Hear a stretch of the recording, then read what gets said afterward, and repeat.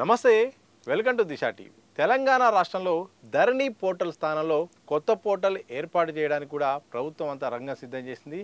ఇప్పటివరకు ఆర్ఓఆర్ 2020 చట్టం అయితే ఉండగా దాన్ని సవరిస్తూ 2025 ఆర్ఓఆర్ చట్టాన్ని కూడా రూపొందించింది. జనవరిలో కూడా దానికి సంబంధించిన గెజెట్ కూడా విడుదల చేసింది.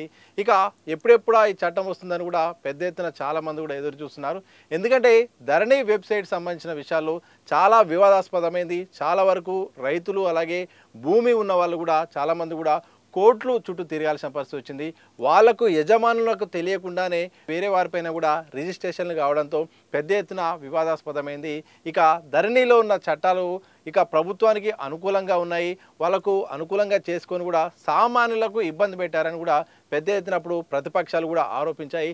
కాంగ్రెస్ ప్రతిపక్షంలో ఉన్నప్పుడు కూడా ధరణి స్థానంలో కొత్త చట్టాన్ని తీసుకొస్తాం, పోర్టల్ను కూడా మారుస్తాం, సామాన్యులకు అనుకూలంగా ఉండేటట్టు చేస్తాము, తప్పకుండా ప్రజాభిప్రాయం తీసుకుంటామని అప్పుడు హామీ ఇచ్చింది. అందులో భాగంగా అధికారంలోకి వచ్చిన తర్వాత ఇక ఈ చట్టం సవరణ పైన కూడా పూర్తి స్థాయిలో గ్రిప్ కూడా పెట్టింది, ప్రజా అభిప్రాయం కూడా తీసుకుంది, సభలు సమావేశాలు కూడా నిర్వహించి కూడా ఎక్కడెక్కడ ఏమేమి సమస్యలు వచ్చినాయి, ప్రధానంగా చట్టంలో వేటిని మార్చాల్సిన అవసరం ఉందని కూడా గుర్తించి కూడా ఇక కొత్త చట్టాన్ని రూపొందించింది. దాంతోపాటు ఇక వెబ్సైట్ కూడా ఏర్పాటు చేసింది. ఇక ఈ రెండు కూడా ఈ నెల 14వ తారీఖున అంబేద్కర్ జయంతి సందర్భంగా శిల్పకళా వేదికలో సీఎం రేవంత్ రెడ్డి చేతుల మీదుగా రెండు కూడా ప్రారంభం కాబోతున్నాయి. ఇక పైలట్ ప్రాజెక్టులో భాగంగా దశల వారీగా కూడా ఈ పోర్టల్ను ఏర్పాటు చేయాలని చూస్తున్నారు. చట్టంలో చాలా మార్పులు చేసినప్పుడు కూడా ఒకేసారి కాకుండా దశల వారీగా మాడ్యూల్స్ని బట్టి కూడా ఏర్పాటు చేయాలని చూస్తున్నారు. అలాగే ఈ పోర్టల్ను కూడా ఈజీగా ఉండేలాగా కూడా గతంలో కాకుండా కూడా సర్వర్ స్థానాన్ని పెంచి అలాగే స్పీడ్ కూడా పెంచి సామాన్యులకు అందుబాటులో ఉండేలాగా యూజర్ ఫ్రెండ్లీగా ఉండేలాగా కూడా ఈ భూభారతి పోర్టల్ అయితే రూపొందించారు. అయితే చాలామంది ఎలా ఉండబోతుంది ఈ పోర్టల్, ఈ చట్టంలో కీలకంగా వచ్చిన మార్పులు ఏంటి అని కూడా చాలామంది సందేహాలు వ్యక్తం చేస్తుంటే ఈ యొక్క చట్టం విషయంలో మాత్రం ఏమేమి మార్పులు రాబోతున్నాయి, పోర్టల్ ఎలా ఉండబోతుందనే విషయం మాత్రం ఏప్రిల్ 14వ తారీఖున మాత్రం పూర్తి స్థాయిలో అది ప్రారంభించిన తర్వాతనే మార్గదర్శకాలు అయితే వచ్చే అవకాశం ఉంది. ఆలోపు నిపుణులు కానీ ఈ చట్టంలో పాల్గొన్న వాళ్ళు కానీ చెప్తున్న దాని ప్రకారం మాత్రం కొన్ని కీలకమైన మార్పులు అలాగే కీలకమైన అంశాలు కూడా ఉండబోతున్నట్టు కూడా తెలుస్తుంది. ఒకసారి ఆ అంశాలు ఏందో ఒకసారి డిస్కస్ చేసే ప్రయత్నం చేద్దాం. ధరణి వెబ్ పోర్టల్ స్థానంలో భూభారతి పేరుతో కొత్త పోర్టల్ ఏర్పాటు కానుంది.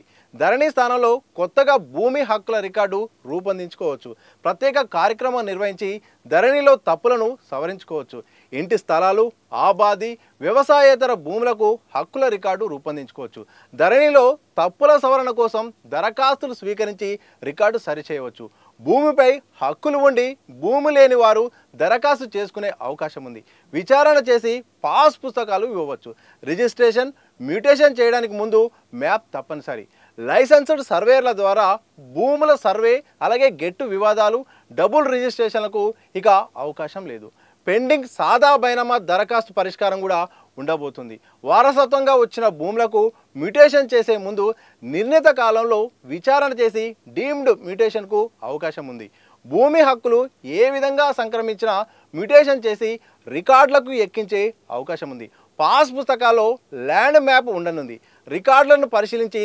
తాత్కాలిక భూదార్ కార్డులు జారీ చేసే అవకాశం కూడా ఈసారి ఇవ్వబోతున్నారు, భూములు సర్వే చేసి కొత్త హక్కుల రికార్డు అందించి శాశ్వత భూదార్ కార్డుల జారీ జరగనుంది, ఆర్ఓఆర్ సమస్యల పరిష్కారానికి రెండంచెల అప్పీల్ వ్యవస్థను జిల్లా స్థాయిలో ఇక భూమి ట్రిబ్యునల్ కూడా ఏర్పాటు చేయబోతున్నారు, రైతులకు ఉచిత న్యాయ సహాయం కూడా ఈసారి ఇవ్వబోతున్నారు, ఇందుకోసం జిల్లాలో న్యాయ సహాయక కేంద్రాల ఏర్పాటు కూడా కాబోతున్నాయి, రెవెన్యూ సదస్సులు నిర్వహించి గ్రామ స్థాయిలో భూ సమస్యల పరిష్కారానికి అవకాశం అయితే ఉంది, పహానీ ఇతర గ్రామ రెవెన్యూ రికార్డుల నిర్వహణ జరగబోతుంది, ప్రభుత్వ భూదాన్ అలాగే అటవీ దేవాదాయ వక్ భూములకు తప్పుగా పట్టాలు జారీ చేస్తే ఎవరైనా ఫిర్యాదు ఇస్తే అవకాశం ఉంటే వాటిని విచారించే అవకాశం ఉంది, మోసపూరితంగా రికార్డులు మారిస్తే మాత్రం అధికారులపై కూడా చర్యలు ఉండే అవకాశం ఉంది.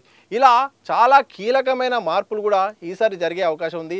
ప్రధానంగా ఈ చట్టంలో మాత్రం రెండోదంటే డబుల్ మ్యూటేషన్ అవకాశం లేదు, చాలామంది డబుల్ రిజిస్ట్రేషన్ చేసే అవకాశం మాత్రం గతంలో ఉంది, ఈసారి ఆ అవకాశం లేకుండా చేస్తున్నారు. మరోవైపు ఇంతకుముందు కూడా ట్రిబ్యునల్ వ్యవస్థ కరెక్ట్ లేదు, ఏదైనా తప్పులు జరిగితే మాత్రం ఇక వాటిని పరిష్కరించే అవకాశం లేకపోవడంతో చాలామంది కూడా ఇబ్బందులు పడే పరిస్థితి ఉంది. ఇక దాన్ని సవరిస్తూ జిల్లా స్థాయిలోనే దీన్ని పరిష్కారం అయ్యేలాగా కూడా ఏర్పాట్లు చేస్తున్నారు. ఇక మాడ్యూల్స్ కూడా ఇంతకుముందు 30 పైగా మాడ్యూల్స్ ఉంటే దాన్ని ప్రస్తుతానికి 6గా మారుస్తున్నారు.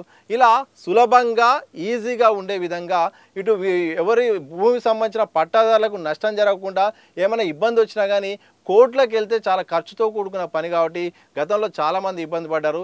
దాన్ని దృష్టిలో పెట్టుకొని ఈసారి మాత్రం ఇక కోర్టు సంబంధించిన న్యాయ వ్యవస్థను కూడా ఏర్పాటు చేయబోతున్నారు. ఆ న్యాయ సహాయంతో రైతులు తక్కువ ఖర్చుతోనే ఖర్చు లేకుండా కూడా కోర్టులకు ఉండి ట్రిబ్యునల్లో కూడా వాళ్ళ సమస్యను పరిష్కరించే అవకాశం ఉంది.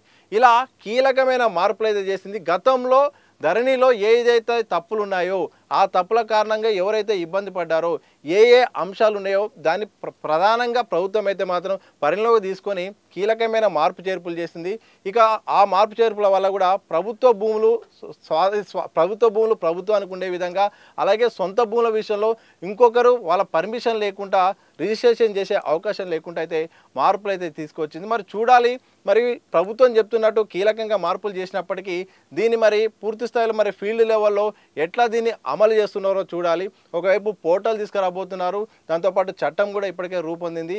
మరి ప్రజల నుండి వచ్చే ఆరోపణల నేపథ్యంలో మరి గత ప్రభుత్వము చేసిన నిర్వాకాన్ని మరి ఈ చట్టం రూపంలో వాటిని మళ్ళీ విచారణ చేసి మళ్ళీ వెనక్కి తీసుకునే అవకాశం ఉందా, లేకపోతే ధరణికి సంబంధించిన వ్యవస్థ ఇక అప్పటి వరకు అయిపోయింది, ఇక కొత్తగా స్టార్ట్ చేయబోతున్నా తెలియాల్సిన అవసరం ఉంది. ఏదేమైనప్పటికీ అంబేద్కర్ జయంతి సందర్భంగా ఏప్రిల్ 14వ తారీఖున మాత్రం హైదరాబాద్లోని శిల్పకళా వేదికలో సీఎం చేతుల మీదుగా ఈ యొక్క ధరణి సంబంధించిన స్థానంలో మాత్రం భూభారతి పోర్టల్, అలాగే ROR 2025 కొత్త చట్టం అయితే ప్రారంభం కాబోతుంది.